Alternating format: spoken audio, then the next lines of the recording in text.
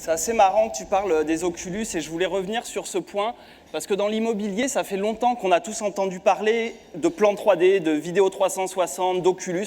Ici, je pense que vous avez tous testé les Oculus et pour le secteur, la visite virtuelle, ce n'est pas quelque chose de nouveau. Mais je voulais quand même parler de cette tendance parce qu'il y a quelque chose qui est en train de se passer et je ne voudrais pas que vous passiez à côté, c'est la démocratisation de ces environnements virtuels et on va voir de quelle manière. Voilà une photo de la vision du patron de Facebook sur comment les supports multimédia ont évolué au cours du temps et comment ils vont évoluer. Donc tout a commencé sur Facebook avec des statuts texte. Ensuite, on est allé sur une prépondérance pour la photo. Là, on est dans l'ère de la vidéo. Aujourd'hui, la vidéo sur Facebook, c'est des super techniques parce que Facebook valorise la vidéo dans son algorithme. Et la vision de Facebook, c'est la suite. C'est la réalité augmentée, la réalité virtuelle, d'accord?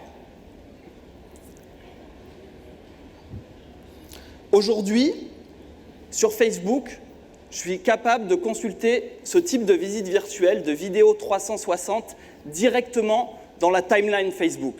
Ça signifie qu'il y a 1,5 milliard de personnes dans le monde qui sont déjà équipées de cette technologie sans le savoir et qui sont capables de lire sans plugin, sans installer de logiciel, ce genre d'outils depuis le flux Facebook. Ça vient juste d'être lancé, c'est pour la promo du film Star Wars qu'ils ont lancé la première vidéo 360 dans un flux Facebook et c'est déjà des millions de vues. Facebook, comme vous le savez, c'est aussi les Oculus Rift. Ça veut dire que, bien entendu, ces vidéos 360 où 1,5 milliard de personnes sont compatibles, sont déjà compatibles avec l'ensemble des casques de réalité virtuelle avant même que la commercialisation de ces derniers n'ait commencé. Ce n'est pas les seuls, Facebook.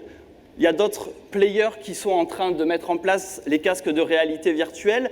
Et je suis d'accord que les gens ne vont pas acheter un casque de réalité virtuelle pour l'immobilier, pour faire des visites immobilières. Ils vont acheter un casque de réalité virtuelle pour faire du jeu vidéo, pour la télé, notamment le sport, et pour le cinéma 3D. Aujourd'hui, tous les films sont en 3D et il y a besoin d'un device pour exploiter pleinement cette expérience 3D. Et c'est comme ça que, très vite, je pense que ce type de technologies vont arriver dans les foyers et les gens équipés voudront pouvoir utiliser ce type de technologie pour faire leur visite immobilière. La réalité virtuelle, c'est un marché à 30 milliards de dollars en 2020 et c'est un petit peu la face cachée de l'iceberg. Puisqu'à côté de ça, il y a un marché beaucoup plus lucratif qui représente 120 milliards de dollars, qui est le marché de la réalité augmentée. Et sur ce marché, il y a deux gros players qui sont en train d'investir massivement, c'est Google et Microsoft. En parlant de Google, je vais revenir, avant de vous montrer des vidéos un peu de ce qu'ils préparent, je voulais revenir sur Google Maps et Google Street View. En quelques années, Google, ils ont réussi à faire une visite virtuelle extérieure du monde entier. N'importe qui, aujourd'hui, peut se balader dans le monde grâce à Google Street View et ils ont utilisé les Google Cars.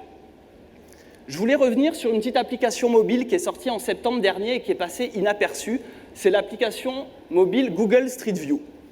L'application mobile Google Street View, c'est une Google Car dans la poche de chaque usager. C'est-à-dire que n'importe qui est capable aujourd'hui, en 2 minutes chrono, de faire une visite virtuelle qui exploite la technologie de recomposition d'images de Google, de diffuser cette visite virtuelle sur Google Maps de façon publique, d'accord, donc accessible à tout le monde. Et clou du spectacle, l'ensemble de ces visites virtuelles sont compatibles avec l'ensemble des casques de réalité virtuelle, notamment le Google Cardboard. Donc ça veut dire que n'importe quel particulier peut créer ça en 2 minutes, le diffuser sur le site le plus visité au monde dans un device que vous ne maîtrisez pas encore et qui n'est pas encore commercialisé. Je vous laisse imaginer ce qui se passerait si, lors de la diffusion publique sur Google Maps, Google rajoutait une catégorie, par exemple, immobilier à vendre. Mais ça, pour Google, c'est ce qu'ils font aujourd'hui. Et là où ils investissent massivement, c'est dans des projets qu'on n'a pas forcément connaissance trop aujourd'hui, notamment le Magic Leap. Magic Leap, c'est de la réalité augmentée, c'est le futur des Google Glass. Ils ont abandonné les Google Glass, mais croyez pas qu'ils s'en arrêtent là. Ils ont investi 520 millions de dollars l'année dernière dans cette technologie. Et il y a un tour de table en ce moment pour une levée de fonds d'1 milliard de dollars dans Magic Leap, dans laquelle Alibaba, le géant chinois de l'e-commerce, met 200 millions au pot. Ce qui est fou avec cette technologie, c'est que personne ne l'a vu. Personne n'a vu les lunettes, personne n'a vu le casque, personne n'a vu le rendu, à part les investisseurs. Il y a un autre player qui investit massivement dans les casques holographiques. Et cette fois, on a eu la chance de voir des choses et c'est assez bluffant. Je vous ai mis un case qui est dans l'univers immobilier de la construction, de la promotion. Ce casque, c'est le Microsoft HoloLens. Le principe est très simple, c'est que vous mettez un casque et vous allez pouvoir interagir avec la réalité, avec des hologrammes, de façon très pratique. Ça, c'est déjà sorti. Il y a un nombre important de magazines, de blogueurs technologiques qui ont testé le casque et tous les retours sont que c'est complètement bluffant. Là, je vous ai mis donc ce scénario immobilier où ils interagissent avec des hologrammes, des bâtiments. Mais ce qui est encore plus fou, c'est que je vais pouvoir aller directement sur le chantier, aider un ouvrier qui a des problèmes et voir ce qui se passe et l'aider grâce à l'holographie. Donc ça, c'est un case immobilier, c'est assez intéressant. Vous pouvez aller voir sur le web, il y a plein de vidéos. Je vous laisse imaginer ce qu'ils arrivent à faire avec ça pour l'univers des jeux vidéo, etc. On est dans Minority Report, quoi. Ouais, c'est un petit peu ça, ouais. Report. C'est génial. Donc là, vous voyez, ils interagissent directement sur les chantiers pour résoudre des problèmes qu'un ouvrier ne serait pas capable de résoudre lui-même sur le chantier. Ben, il y a son project manager qui intervient avec lui grâce aux hologrammes. Donc la prochaine étape, vous allez me dire, c'est peut-être la visite virtuelle personnalisée, ce qui me donne ma transition sur la prochaine tendance qui est l'ère de la personnalisation.